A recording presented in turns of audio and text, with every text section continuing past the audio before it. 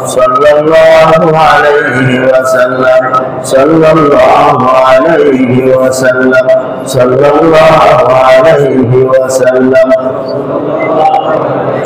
أستغفر الله أستغفر الله أستغفر الله أستغفر الله الذي لا إله إلا هو الحي القيوم وأتوب إليه لا حول ولا قوة إلا بالله العلي العظيم. اللهم أنت السلام أنت السلام تبارك يا جلال الإكرام. ربنا ظلمنا أنفسنا وإن لم تغفر لنا وترحمنا لنكونن من الخاسرين. ربنا آتنا في الدنيا حسنة وفي الآخرة حسنة وقنا عذاب النار. رب اغفر لي ولوالدي وللمؤمنين يوم يقوم الحساب. حسبنا الله ونعم الوكيل نعم المولى ونعم النصير. اللهم احسن عاقبتنا بالأمور كلها وأجرنا من خزي الدنيا وعذاب الآخرة. اللهم واقعة كواقعة الوليد. اللهم نقنا من الذنوب كما ينقى الثوب الأبيض من الدنس. اللهم باعد بيننا وبين خطايانا كما بعدت بين المشرق والمغرب. اللهم آت نفسي تقواها وزكها أنت خير من زكاها أنت وليها ومولاها أنت وليها ومولاها. الكريم الجلال والإكرام আপনি আমাদের জিন্দেগির গুনাহগুলো মাফ করে দেন। আল্লাহ আপনাদের জিন্দেগির গুনাহগুলো মাফ করে দেন। কবিরা সগীরা শিরকি বেদাতি জানা অজানা ইচ্ছা অনিচ্ছা প্রকাশ্য গোপনে যত গুনাহ করি আল্লাহ সব গুনাহগুলো মাফ করে দেন। আল্লাহ সব গুনাহ থেকে তওবা করতেছি, আপনি আমাদের তওবাকে কবুল করেন। আল্লাহ সামনের জীবনে গুনাহ থেকে বাঁচায় দেন। আল্লাহ রিয়ার গুনাহ, অহংকারের গুনাহ, আল্লাহ খুব পছন্দের গুনাহ, হিংসা বিদ্বেষের গুনাহ, আল্লাহ গীবত করার গুনাহ, আল্লাহ পরনিন্দার গুনাহ, সব গুনার জন্য আপনার কাছে ইস্তেগফার করতেছি। আল্লাহ আপনি এগুলো মাফ করে দেন। আল্লাহ আপনি মাফ করে দেন। আল্লাহ আপনি মাফ করে দেন। আল্লাহ আপনি মাফ করে দেন। আল্লাহ আপনি আপনার সব বান্ধবদেরকে মাফ করে দেন।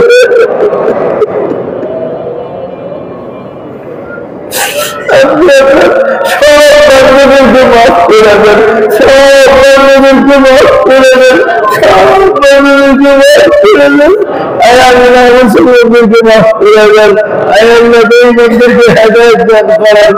আল্লাহ নাস্তিক মুরতাদদেরকে হেদায়েত দান করেন। কাফের মুশরিকদেরকে হেদায়েত দান করেন। মুসলমানদেরকে মাফ করে দেন। মুসলমানদেরকে মাফ করে দেন। মুসলমানদেরকে আপনার ওলি বানায় দেন। আপনার ওলি বানায় দেন। আপনার ওলি বানায় দেন। আপনার ওলি বানায় দেন।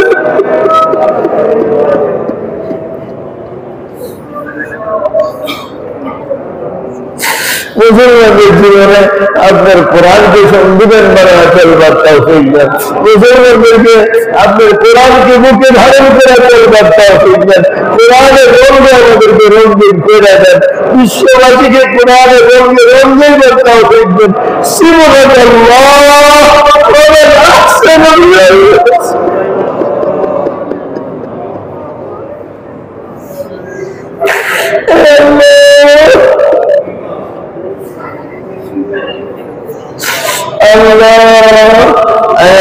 পরিবেশকে ইসলামের অনুকূলে করে দেন।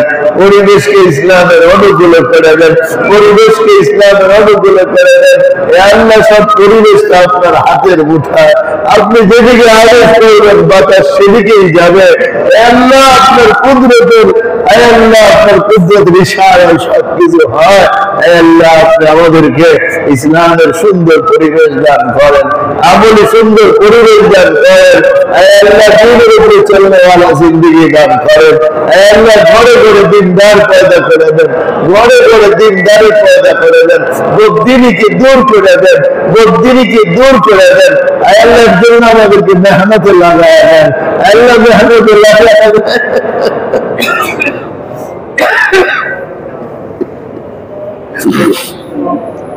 আল্লাহ আমরা কাজ করতে চাই আপনার দিনের জন্য, আল্লাহ আপনার দিনের জন্য আমরা কাজ করতে চাই।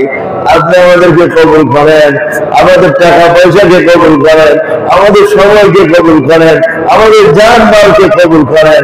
আল্লাহ আপনি কাজের জন্য মনকে তৈরি করে দেন, কাজের জন্য আমাদের বুদ্ধি করে দেন, আমাদের জন্য সহজ করে দেন, আমাদেরকে ভালো লাগায় দেন, দিনের কাজ আমাদের কাছে ভালো লাগায় দেন, দিনের কাজ আমাদের কাছে ভালো লাগায় দেন, দিনের কাজ আমাদের কাছে ভালো লাগায় দেন। আল্লাহ আসমানি জমিনি গজব থেকে আমাদের সবাইকে রক্ষা করেন। আল্লাহ আসমানি জমিনি গজব থেকে আমাদের সবাইকে রক্ষা করেন। আল্লাহ একটা ছেলে আগুনের মধ্যে পড়ে আল্লাহ সুস্থ হাসপাতালে ভর্তি হয়েছে, আল্লাহ তাকে সেফাই কামেল আদান করেন, সেফাই কামেল আদান করেন, সেফাই কামেল আদান করেন। আমাদের ভাই বোন আত্মীয় স্বজনদেরকে মাফ করে দেন, ছেলে মেয়েদেরকে মাফ করে দেন, আমাদের উস্তাদ আমাদের ছাত্রদেরকে মাফ করে দেন, আমাদের মুসলিম আমাদের ভাই ব্রাদারকে মাফ করে দেন। আল্লাহ ছাপড়া মসজিদকে আপনি কবুল করেন, আশপাশ এলাকাকে কবুল করেন, দ্বীনের মারকাজ বানায় দেন। এখানে মাদ্রাসা আছে, আল্লাহ মাদ্রাসাগুলোকে কবুল করেন, আল্লাহ মাদ্রাসাগুলোকে কবুল করেন, মাদ্রাসাগুলোকে কবুল করেন। আল্লাহ আমাদের সবাইকে কবুল করেন। আল্লাহ আমাদের সবাইকে ভাই ভাই হয়ে আল্লাহ দ্বীনের জন্য চলবার, দ্বীনের জন্য ফিকির করবার, আল্লাহ দ্বীনের ফিকির করবার তৌফিক আপনি দান করেন। আল্লাহ আমাদের গুনাহগুলো মাফ করে দেন, আমাদের বলার মধ্যে সেই জজবা পয়দা করে দেন, যে জজবা মানুষ আপনি বলে হয়ে যাবে ওরকম বন্দোবস্ত আপনি করে দেন। আল্লাহ আল্লাহ আমাদের দোয়া ও মুনাজাতকে কবুল। ربنا تقبل منا صلى الله على النبي الكريم برحمتك يا ارحم الراحمين।